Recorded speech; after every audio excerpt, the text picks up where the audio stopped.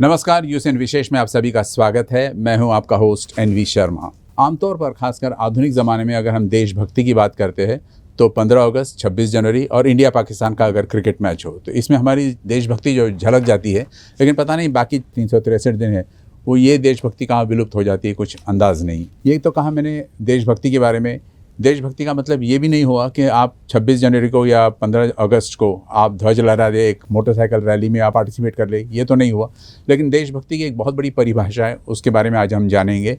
अलावा इसके अगर आपने देखा होगा कई सारे साइंटिस्ट या इंटेलिजेंट पीपल ये यहाँ से शिक्षा ग्रहण कर फॉरेन कंट्रीज जाके अपनी सेवाएं उधर देते हैं, और इसका एकदम ऑपोजिट हुआ करता था पहले के ज़माने में। मतलब मैं प्री इंडिपेंडेंस की बात कर रहा हूँ, जहाँ फॉरेन कंट्री अगर गए भी, एजुकेशन हासिल भी किया तो आके इंडियन प्रोग्रेस के लिए ये यूज़ हुआ करता था। मतलब ब्रेन ड्रेन वहाँ से होता था, ब्रेन गेन यहाँ होता था। आजकल एकदम रिवर्स हो गया। किसी फेमस इंसान ने कहा कि ask not what your country can do for you but ask what you can do for your country. ये सिद्धांतों पर चलने की आवश्यकता है। और मैं ये सारी बातें देशभक्ति की बात इसलिए कर रहा हूँ क्योंकि आज हमारे स्टूडियो में दो जाबाज आर्मी ऑफिसर्स हैं, मेजर जनरल अनिल बाम, जिनका मैं स्वागत करता हूं, और साथ साथ में ब्रिगेडियर श्री माधव खानजोड़े सर, जिनका भी मैं स्वागत करता हूं। और इनसे हम जानेंगे कि देशभक्ति क्या है, और there is a very thin line of differentiation between nationalism and patriotism. तो इसके बारे में भी चर्चा करेंगे और फ्यूचर ऑफ आर्मी, ये सारी बातें करेंगे। लेकिन ये सब इसीलिए कर रहा हूँ क्योंकि 15 जनवरी को हर साल army day, Indian army day मनाया जाता है। उस उपलक्ष्य में ये क्यों सेलिब्रेट किया जाता है और कैसे सेलिब्रेट किया जाता है, बहुत सारी बातें करेंगे। आप दोनों का स्वागत है सर। शुक्रिया, थैंक यू सर। जैसा मेरा फर्स्ट क्वेश्चन था कि what is the difference between nationalism and patriotism? Nationalism जब कहते हैं हम लोग, तो हम बात करते हैं देशभक्ति के बारे में। देशभक्ति एब्सोल्यूट है। इसमें मेरा धर्म, तुम्हारा धर्म, इसका धर्म, उसकी सोच लागू नहीं होती। पेट्रियटिज्म में तमाम चीज़ें एक साथ हैं, जिसमें हमेशा कहते हैं the nation always and every time first. जो चीज़ हिंदुस्तान के लिए सही है वही पेट्रियटिज्म है। उसकी परिभाषा करना अलग अलग तरीके से, अलग अलग धर्म, जाति, प्रजा के बारे में, वो गलत तरीका है। एक ही ध्येय लेके चलेंगे कि देश सर्वोपरि है, ये है पेट्रियटिज्म। Well said sir. आप क्या बोलेंगे? हमारे यहाँ we are a democratic country. अलग अलग भिन्न विचारधाराएं हैं। आपका या मेरा विचार कि देश के लिए क्या हित में है और क्या नहीं है, ये अलग हो सकता है, ये होता है। लेकिन इसमें लॉन्ग रन में अपने देश को क्या वाकई में नुकसान होगा। जैसे अभी आपने, नाम नहीं लूँगा मैं, लेकिन कुछ लोग हैं जो चाइना को प्रमोट कर रहे हैं, जाके उनके साथ में कोई एग्रीमेंट्स हुए हैं, या people are supporting and justifying actions by Pakistan. Right, ठीक है। These are two established enemies of our nation. अभी इसमें जो भी ये कर रहे हैं वो भी कहते हैं कि हम तो अपने देश के लिए कर रहे हैं। Don't classify us as unpatriotic. What I would like to say is, army day की बात करेंगे हम। 15 जनवरी को आर्मी डे मनाया जाता है। नंबर 1, क्यों मनाया जाता है और कैसे मनाया जाता है? This was to commemorate the first commander-in-chief of the Indian Army who took over. Cariappa साहब, General K.M. Kariappa. उन्होंने, that time he was a lieutenant general, I think. That was in 1949. That is the time Indian Army had just come out of, a lot of people had come out of the Second World War. There were a lot of sacrifices which were made. And the army was in a transition. Part of us had gone to Pakistan, forming the Pakistan Army. Right. Hindustan की army बहुत बहुत पुरानी है। To classify saying कि 1949 के बाद army day मनाया जाता है would be a little falsification. But क्यों 15 जनवरी 1949 को ही क्यों आर्मी डे मानते हैं? जैसे सर ने बताया, उस दिन ब्रिटिश साम्राज्य की फौज की कंट्रोल से हम लोग मुक्त हुए थे, और फील्ड मार्शल के.एम. करियप्पा को चीफ बनाया गया था। वो the first Indian officer to become, जो चीफ ऑफ आर्मी स्टाफ बने थे, कमांडर इन चीफ। और जो आखिरी थे फ्रांसिस रॉय बुचर, थी जो उन्होंने उस समय अपनी कमान छोड़ के हिंदुस्तान को दी थी। ये एक बहुत महत्वपूर्ण दिन था, इसलिए डिसाइड किया गया कि ये 15 जनवरी आइंदा से आर्मी डे के तौर पर मनाया जाएगा, क्योंकि उस दिन फख्र था कि हिंदुस्तान पूरी तरह से आज़ाद हुआ था, क्योंकि सेनाएं हमारी थी, हमारे कब्जे में थी और हमारे कमांडर इन चीफ थे। राइट। कैसे सेलिब्रेट करते थे, मतलब कुछ परेड्स, कुछ एंटरटेनमेंट प्रोग्राम्स, या किस किस्म का एक कल्चरल प्रोग्राम क्या होता, क्या एग्जैक्टली? दिल्ली में एक आर्मी परेड ग्राउंड है, वहाँ पे एक बड़ी परेड होती है। लेकिन इसके अलावा जो भी आपके कमांड हेड क्वार्टर्स है जहाँ जहाँ, वहाँ पे भी परेड्स ऑर्गेनाइज होती है under the respective command head quarters. And कई जगह इक्विपमेंट डिस्प्ले होता है, वेपन्स डिस्प्ले किया जाता है। तो इसमें क्या सर सिविलियंस को भी आप इनवाइट करते हो? इट इज़ ओपन, जो इक्विपमेंट डिस्प्ले होता है, टैटूज होते हैं वगैरह, वो सारे ओपन, जैसे यहाँ कस्तूरचंद पार्क पे होगा। स्कूल के बच्चे जाएंगे, जिनको भी देखना है वो जाएंगे। हाँ, सिक्योरिटी रहेगी इन प्लेस, लेकिन इट्स नॉट रिस्ट्रिक्टेड। ये पूरे भारतवर्ष में सेलिब्रेट होता है। जैसे सर ने बोला कि पहला और मेन जो होता है वो दिल्ली के परेड ग्राउंड में होता है, जिसका नाम ही करियप्पा ग्राउंड है। हाँ। हमारे फर्स्ट कमांडर इन चीफ के नाम पे वो लगाया हुआ है। इसमें एक और खासियत जो होती है, अपार्ट फ्रॉम नॉर्मल जो ड्रिल प्रोसीजर्स हैं, प्लस इक्विपमेंट डिस्प्ले है, मार्च पास्ट है, गैलेंट्री अवार्ड सेना मेडल तक और विशिष्ट सेवा मेडल तक के जितने भी अवार्ड्स हैं, डिस्टिंग्विश्ड हैं या गैलेंट्री है, ये दोनों प्रदान किए जाते हैं आर्मी डे के दौरान आर्मी चीफ के द्वारा। राइट। उनका साइटेशन पढ़ा जाता है, जाबाजों को उस दिन बुलाया जाता है और पर्सनली उनको हैंड ओवर किया जाता है। Right, that must be a very big honour for them.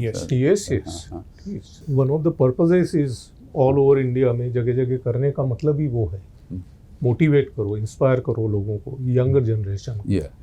Particularly army की जब हम बात करते हैं सर, अक्सर एक प्री डिफाइंड रोल हुआ करता था, देश की रक्षा करना, प्रोटेक्शन करना, दुश्मनों को दूर भगाना एंड ऑल दैट थिंग। लेकिन ऑफ लेट यानी काफ़ी समय हो गया इसको भी, आर्मी के मल्टी फेसेटेड रोल्स भी आने लगे। जैसे कहीं स्टॉर्म्स फंस गए कोई, या फिर बाद में नेचुरल डिजास्टर्स हो गए या अर्थक्वेक्स जैसे हो गए, वहाँ जाके इनका एक रोल रहता है। अलावा इसके पीस कीपिंग फोर्स भी आर्मी की है, जो जगह जगह दूसरे मुल्कों में जाके वहाँ शांति बनाए रखने की कोशिश करता है। इसके बारे में आप क्या कहोगे? यूएन पीस कीपिंग फोर्स में हिंदुस्तान का बहुत बड़ा नाम है और बहुत बड़ा योगदान है, और मैं गर्व से कह सकता हूँ क्योंकि मैंने भी पार्टिसिपेट किया है। मैं ऑब्जर्वर था इथोपिया और इरिट्रिया में। वहाँ के सीनियर जो ऑफिसर्स हैं यूएन मिशन के, वो चाहते हैं कि मैक्सिमम ट्रूप्स इंडियन हो, क्योंकि वो जानते हैं इंडियन ट्रूप्स का जो जलवा है, इंडियन ट्रूप्स का जो मादा है, काम करने की हिम्मत है और लगन है और डिसिप्लिन है, ये बहुत ऊंचे दर्जे का है। हमसे लोहा मन चुका है और जानते हैं कि इंडियन आर्मी के जो लोग हैं वो क्या कर सकते हैं। जो हम लोग सब्सक्राइब करते हैं, तकरीबन 1.95 लाख ट्रूप्स यूएन मिशन में ड्यूटी करते हैं। Quite a number. And over 49 different missions में है। वाह। और उनका जो मैंडेट होता है टू मेंटेन पीस या रीऑर्गेनाइज पीस उन देशों में जहाँ पर कि आर्म कॉन्फ्लिक्ट ज़्यादा होता है।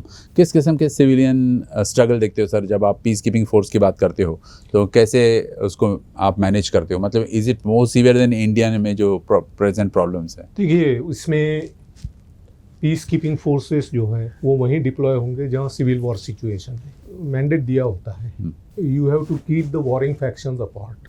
बेसिक एम है पीस कीपिंग, तो ऐसा कोई का हरकत नहीं करते हैं या कार्रवाई नहीं करते हैं जिससे कि एग्रेशन नजर आए।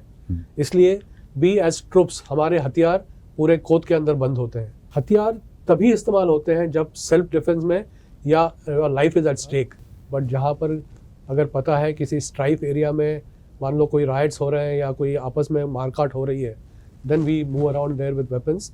बट एम ये होता है कि बातचीत से और निगोशिएटेड सेटलमेंट करने से बेहतर होगा। जी जी सर, अभी आप लोग दोनों जैसे कह रहे थे कि इंडिया के आर्मी बेस्ट है और पूरे वर्ल्ड में 4th बेस्ट रैंक है हमारा, तो ये 4th बेस्ट है, तो क्या पैरामीटर्स होते हैं जिसके आधार पर आप डिसाइड करते हो कि ये कौन सी बेस्ट है और कौन सी वर्स्ट? ये अलग अलग टाइप के पैरामीटर्स हैं पूरे वर्ल्ड में जो स्टडी होता है इनका।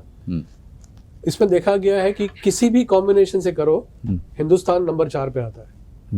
कभी यूएस अनडिस्प्यूटेडली नंबर 1 है, चाइना ऑलमोस्ट अनडिस्प्यूटेडली नंबर 1 है। मैं ऑलमोस्ट इसलिए कह रहा हूँ कि कोई स्टडी में रशिया ऊपर आ जाता है, रशिया ऊपर आता है। चाइना थोड़ा नंबर 3 पे आ जाता है, लेकिन हिंदुस्तान हमेशा नंबर 4 पे आता है। ये तो कुछ क्राइटेरिया होंगे? क्राइटेरिया है उसके जो बेसिक क्राइटेरिया है 11 सब ग्रुप्स हैं, जिसमें 5 इवेंट्स हैं और 23 एक्टिविटीज है। ओके। जिसके ऊपर बेस के ऊपर एक किसी भी फौज का स्टडी करते हैं। उसमें मेजर जो एस्पेक्ट्स स्टडी होते हैं वो न्यूक्लियर डिलीवरी कैपेबिलिटी कितनी है, स्ट्रैटेजिक मोबिलिटी कितनी है उस देश की, उसका स्ट्रैटेजिक सर्वेलेंस, ऑब्जर्वेशन, इंटेलिजेंस कितना अवेलेबल है, उस फौज का प्रैक्टिकल एक्सपीरियंस कितना है, यस, उस फौज ने कितने एक्शंस और कॉम्बैट देखे हैं और उसका क्या रिजल्ट रहा है, उसका वेपन सिस्टम्स क्या है, उसके प्लेटफॉर्म्स क्या है,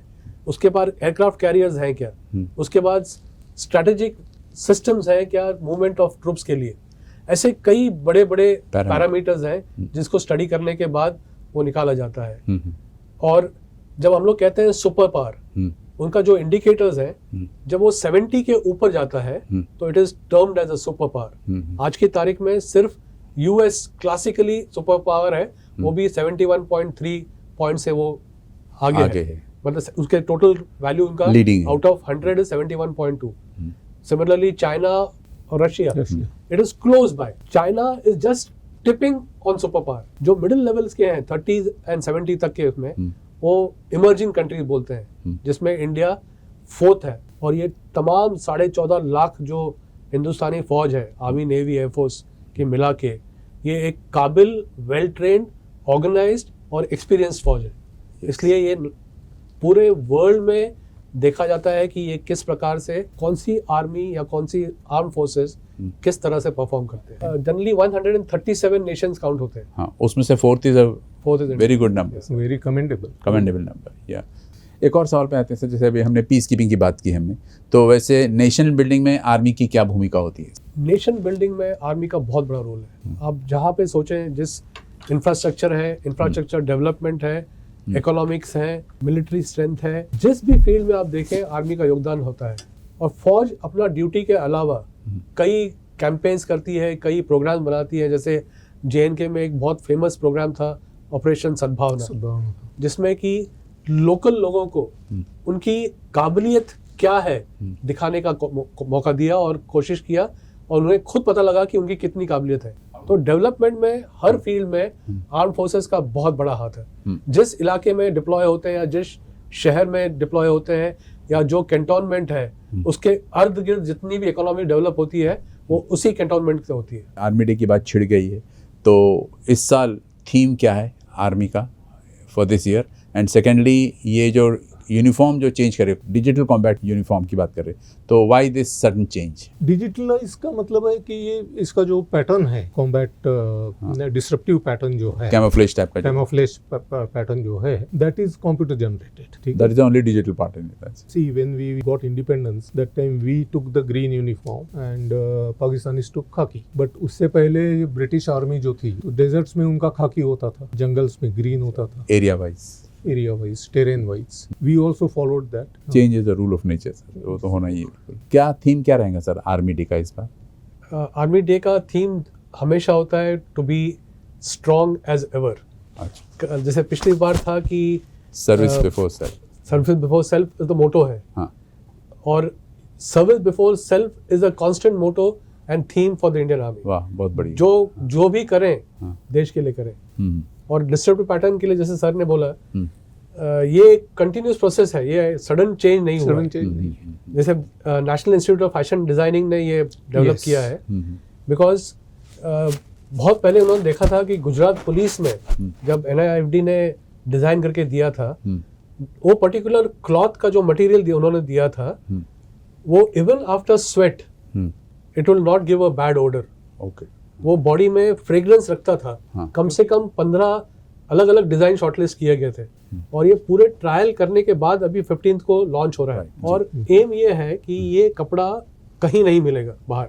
अच्छा, ये सिर्फ ऑर्डिनेंस चैनल के थ्रू जवानों को इशू होगा, और अलग अलग 13 साइजेस के बनते हैं ये, अलग अलग ह्यूमन स्ट्रक्चर के ऊपर, और थोड़ा बहुत फिटिंग करना है वो जवान कर लेते हैं। और ऑफिसर कार्डर के लिए, क्योंकि ऑफिसर कार्डर को कपड़ा और यूनिफॉर्म नहीं मिलता है free, they have to purchase on their own, तो उनको आर्मी कैंटीन्स के अंदर ये कपड़ा अवेलेबल होगा जो ऑफिसर खरीद के अपना पैटर्न, डिस्ट्रप्टिव पैटर्न का यूनिफॉर्म बना सकता है। पहले शर्ट को टक इन करते थे, अभी शर्ट टक इन नहीं होगा, तो tunic will be outside the trouser, okay. और ट्राउजर्स का बेस शूज के अंदर टक इन होगा। अच्छा सर, आप दोनों उच्च पद पर आसीन रह चुके हैं, डिफरेंट पोस्ट संभाला आपने, डिफरेंट लोकेशंस देखे आपने, तो तमाम चीज़ों को का सर्वे करते हुए आप लोगों ने क्या पाया कि क्या रिफॉर्म्स होने चाहिए, military reforms? This is out of your personal experiences sir. इसको दो हिस्सों में बांटेंगे जी। मिलिट्री रिफॉर्म्स, एक तो ऑपरेशंस के लिए क्या होने चाहिए, दूसरा पीस टाइम। अभी जैसे हम देखा गया है कि ड्यूरिंग ऑपरेशन रिसेंटली, मतलब after the parliament attack in 2001, अगर आप देखें तो पूरी आर्मी मोबिलाइज हो गई। We wanted to teach Pakistan a lesson. तो डेजर्ट JNK दोनों जगह, it took us a long time, it took more than 2 months or something like that to get into position for the strength that we needed. That was giving the game away. Whatever you are doing at a slow speed, the other chap is there. That was of no use actually. He is preparing himself, he knows what is happening, you know. What we need is swiftness. For that, certain reforms are being thought of. General Saab को मैं बताऊंगा, he'll throw light on it, that these are those theatre commands and all that, or small brigade level groups which are offensive and very swift. दूसरा अगर आप आए तो आप देखें लॉजिस्टिक्स रिफॉर्म्स जहाँ चाहिए हैं जी, उसके लिए केवल वॉर के दौरान नहीं, during peace also you need logistics is a major component of the whole system. Correct. अभी इसमें वेस्टफुल एक्सपेंडिचर कर्व करने की ज़रूरत है। You will come to that point, like you say, कि भाई what happens between 3 services. Now you, he and I, we are 3 different services. We need the same equipment. You need some helicopter. He needs some, he's from the army or air force or something, and he needs some vehicles. I need some vehicles. But I'll procure my own vehicles. He will procure what he likes. You will procure what you like. Rifles, common to all 3 services. But you will go for some Israeli rifles, he will go for American rifles. I'll say कि नहीं, मैं Indian Ordnance Factory के लिए लेता हूँ। Inventory बढ़ रही है आपकी, इट इज़ एक्सपेंसिव। आपके पास, इफ़ वी हैव यूनिफॉर्मिटी, आपके पास जिसका शॉर्टेज है वो मेरे पास सरप्लस है, तो I can give it to that can be adjusted. ठीक। So reforms of this kind are definitely needed. Yes. What other reforms you would suggest? जैसे आपने बहुत सही कहा था जब स्टार्टिंग में बोला था कि the only constant is change. अगर हम लोग मूवमेंट नहीं करेंगे, चेंज नहीं करेंगे अपने को विद द पासिंग टाइम्स, तो we will get left out. ये हर फील्ड में होता है। It could be economics, it could be industry, it could be of any nature. Defence is no difference. जो रिफॉर्म्स अभी हुए, जैसे सर ने बोला कि the integration is of extreme importance. जैसे सर ने बोला इक्विपमेंट खरीद रहे हैं, फॉर एग्जाम्पल सर ने एग्जाम्पल दिया चॉपर्स का। आर्म्ड हेलीकॉप्टर्स जो लेने थे, एयरफोर्स अपने लेवल पे कार्रवाई कर रहा था, आर्मी अपने लेवल पे कार्रवाई कर रहा था, और सिनर्जी नहीं हो रहा था। कई जगह एक सर्विस कोई चीज़ 2 रुपये में खरीदती है, वही चीज़ दूसरी सर्विस 4 रुपये में खरीदती है, which is completely basic ethos के अगेंस्ट है। तो ये जो रिफॉर्म हो रहा है और इंटीग्रेटेड बैटल ग्रुप कॉन्सेप्ट जो कह रहे हैं, अभी तक एक डिवीजन बेसिक स्ट्रक्चर था जो कि सेल्फ कंटेंड था। मतलब अगर एक इंडिपेंडेंट लड़ाई लड़नी है किसी सेक्टर में, तो एक डिवीजन लेवल है जो कि इंडिपेंडेंट है, उसको इधर उधर देखना नहीं पड़ता है सपोर्ट के लिए। It could be in terms of troops, it could be in terms of logistic, it could B terms of repairs and recovery. अभी वही कॉन्सेप्ट लोअर लेवल पे करते हैं। जितना छोटा टोली होगी उतनी स्ट्राइक कैपेबिलिटी बेहतर होती है, बिकॉज कोऑर्डिनेशन बेहतर है, मोबिलिटी ज़्यादा है, रिक्वायरमेंट्स कम है।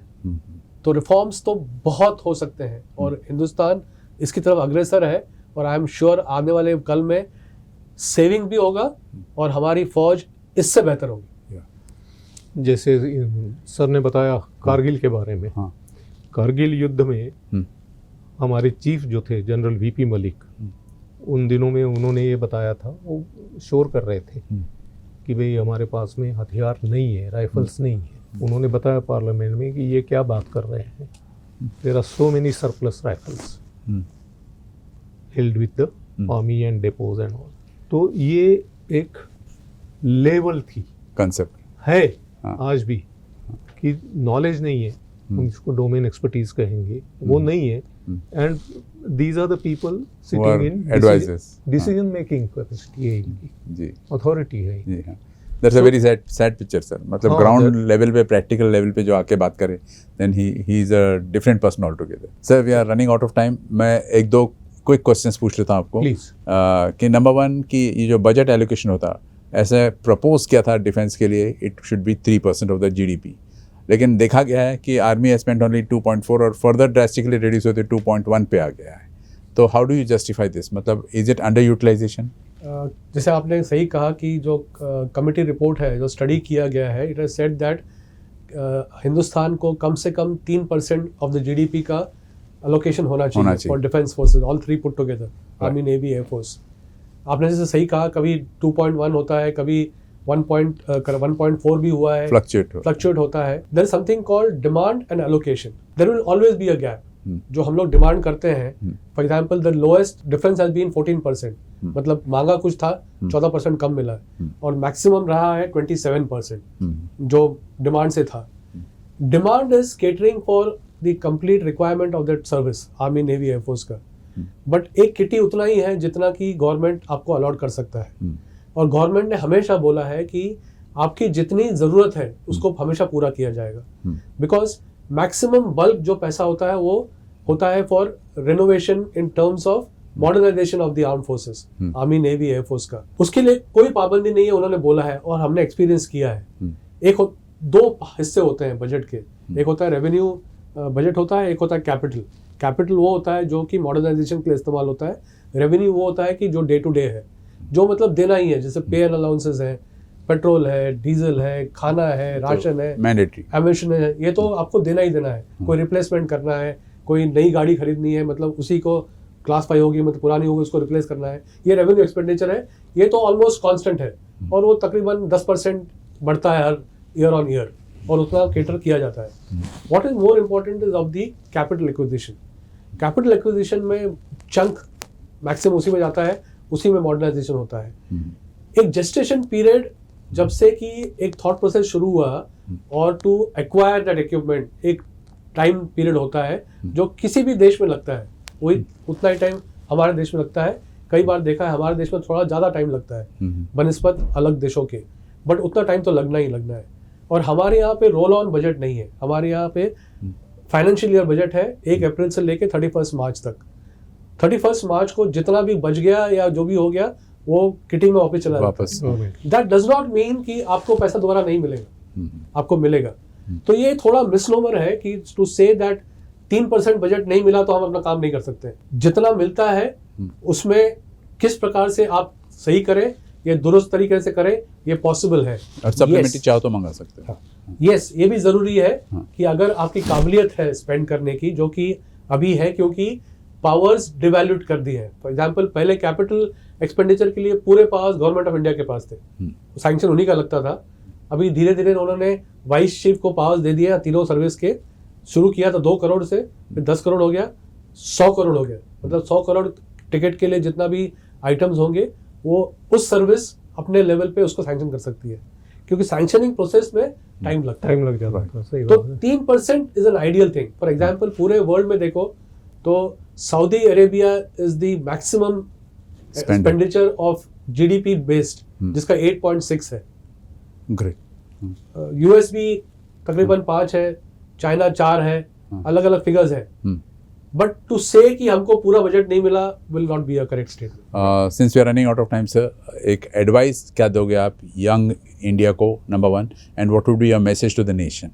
यंग इंडिया को तो हमारा एडवाइस यही है, it is not necessary that you join the army only to prove your patriotism.